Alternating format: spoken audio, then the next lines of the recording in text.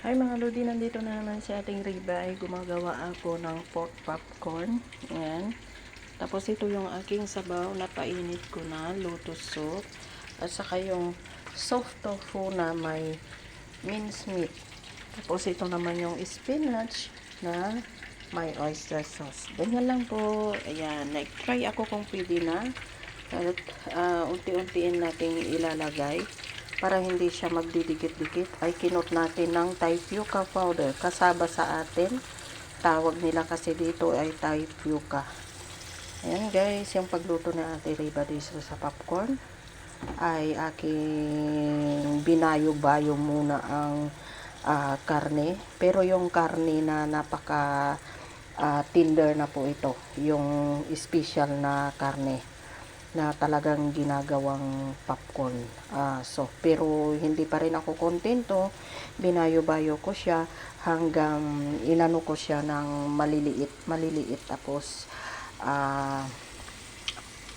binabad ko siya ng oyster sauce, kunting asukal, sesame oil, ay Chinese wine, at saka iba-iba po.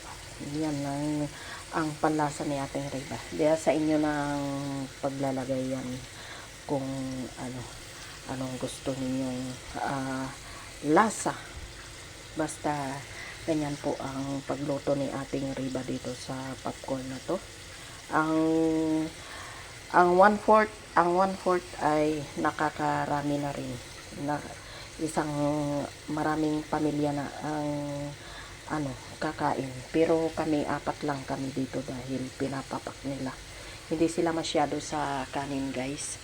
Kaya si ating Riba ay nagtataka kayo kung bakit maraming dishes ang linuluto ko dahil hindi sila masyado gaano sa kanin. Kunti lang yung kanin nila na nilalagay ko. Papakita ko sa inyo yung aking kanin. Hindi pa pala maisalang yung aking kanin. Ayan, guys, 2 scoop lang yan. Yung bigas namin ay 2 scoop. 4 kami. Hindi pa namin nauubos yan. Tingnan nyo.